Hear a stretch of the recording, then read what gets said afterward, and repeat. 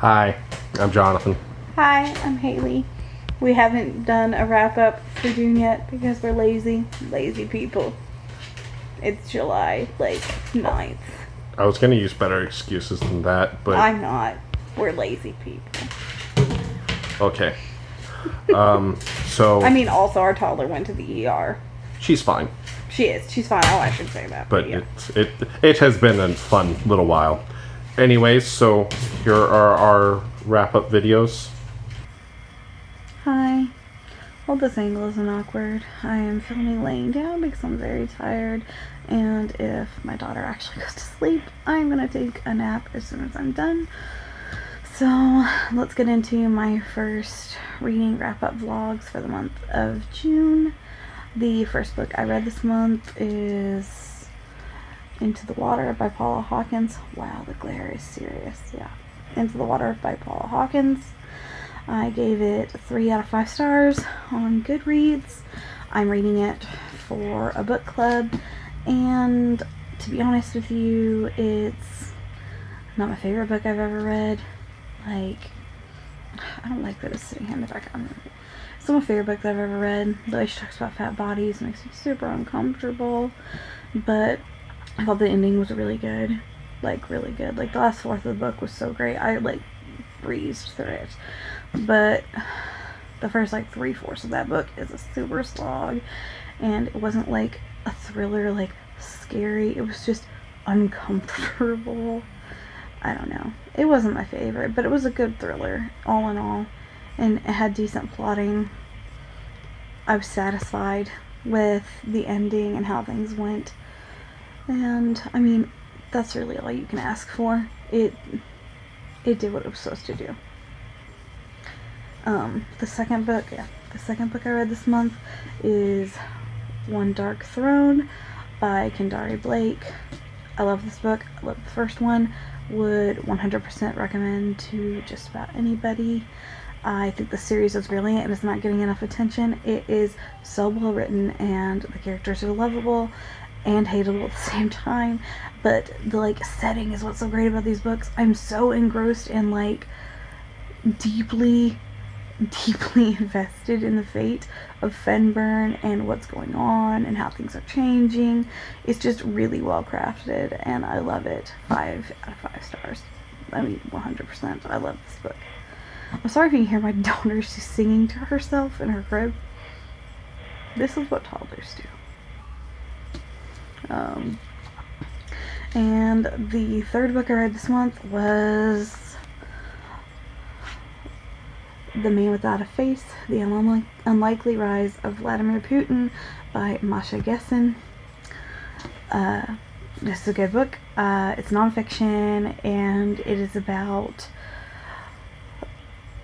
the time directly before Vladimir Putin came into power, and his early life, and his early years in power up to about, I think, 2011 or 2012, I think is when it ended.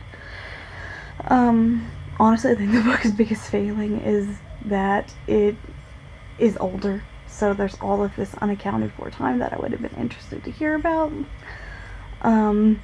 Also, it was super tense and confusing and difficult to read, but I do not think that is a fault of the writing. I think it is a fault of the fact that these books are... I mean, this book is written about a time period that is confusing and difficult to understand, and that Vladimir Putin has, intentionally mystified himself. He is, shrouded in this great mystery that he has created. It was terrifying read. I had a hard time getting through it. I found it very upsetting. I didn't like reading it if my husband wasn't in the bed with me, because, I don't know, it gave me the heebie-jeebies to even think about, especially looking at, how this is also happening in China and here in the United States. Just differently, but in a lot of ways still the same. I don't know. Maybe a little bit too topical, a little too real. I normally read to learn, but also to escape, and this book didn't feel like an escape. It felt like being very much thrown into now and what is happening now. I don't know. I give it a 4 out of 5. The only reason I give it 5 is because it is difficult to read, and I can't tell if that is just the subject matter or if it's also the writing, and also because there's a lot of going back and forth between the past and different points in the past, and at the time of the writing of the book, the present. I don't know. It was a good read, though. Not a bonus good points for not having a ass load of things that I needed to go to the endnotes for or footnotes for. Like, she just wrote it into the page. Like, there's plenty of referencing, but you don't have to, like, you don't feel compelled to go and check the footnote or the endnote, which I appreciate. And that's all I've got for now. I think I'm going to at least one more book read before the end of the month. Maybe 2, if I'm lucky. But I'll see you at least one more time. Bye. Hi. Okay, this is going to be a short check-in. It is just for the 3rd or 4th book that I read this month. Honestly, I haven't kept great track of my numbers. I think it's number 4. Snowflower and the Secret Fan by Lisa C. This is what it looks like. Excuse the shininess. It, like most of my books, is a library copy. I rated it 5 stars. I think it is one of the best books I've read this year, if not one of the best books that I've read. It is not a new release or anything. It's older. I think there's actually a movie about it that I'm kind of interested to look into. But it was one of those books that it's like, I think I really needed to read it.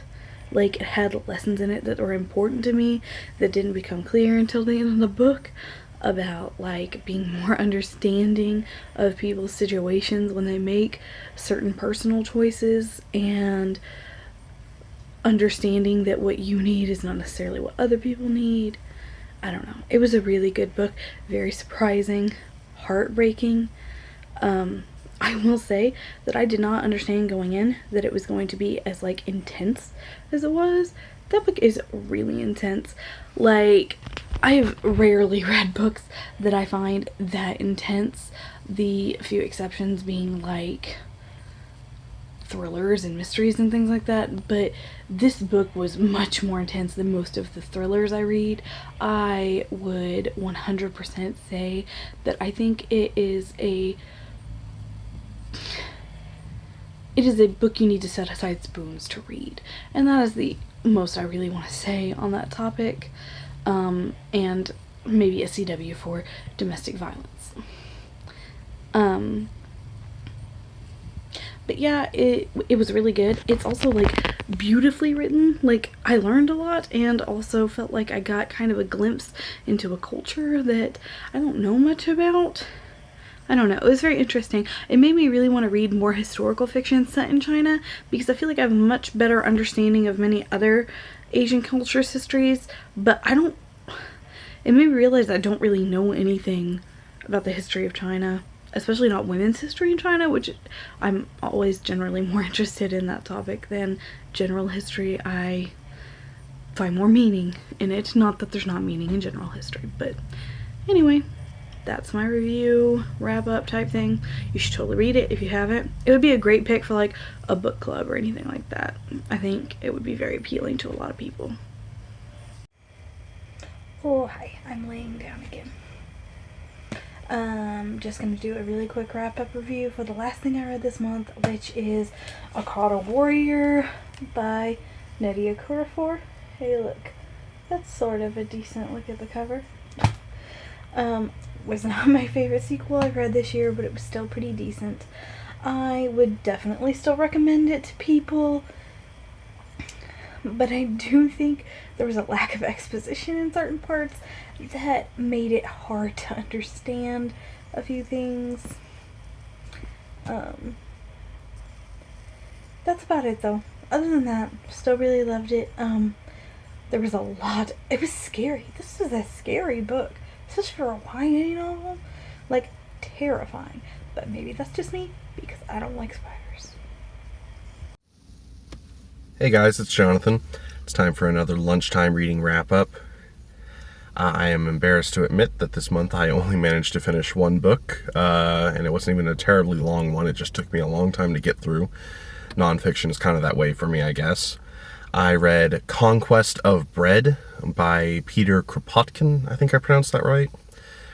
It is a 19th century philosophy text talking about anarcho-communism, and so it's kind of difficult to review.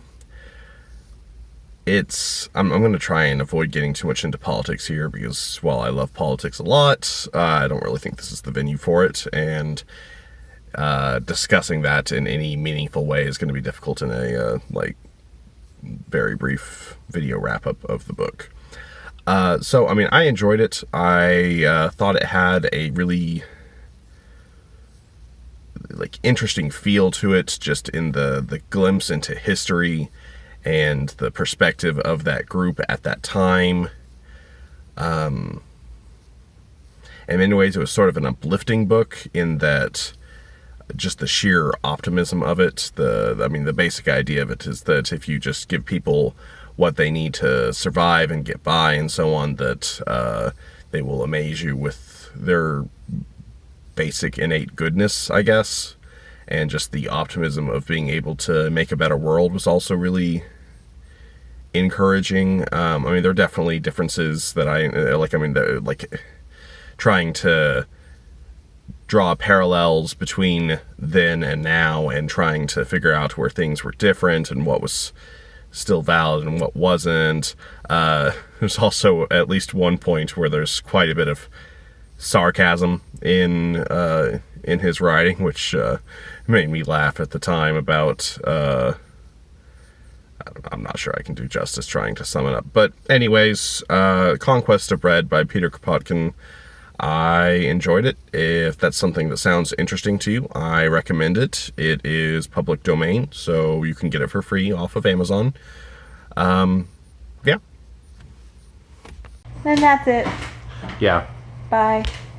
The links to the books we read Oh yeah, that. are they're like the Goodreads, and our Goodreads and social media are in the doodly-doo. The doodly-doo. Good God. Rick. If you like the video, give it a like. We'd love to hear what you read in the month of June. Comment below. And if you want to see more videos from us, subscribe. Probably from a better angle. Bye. Bye.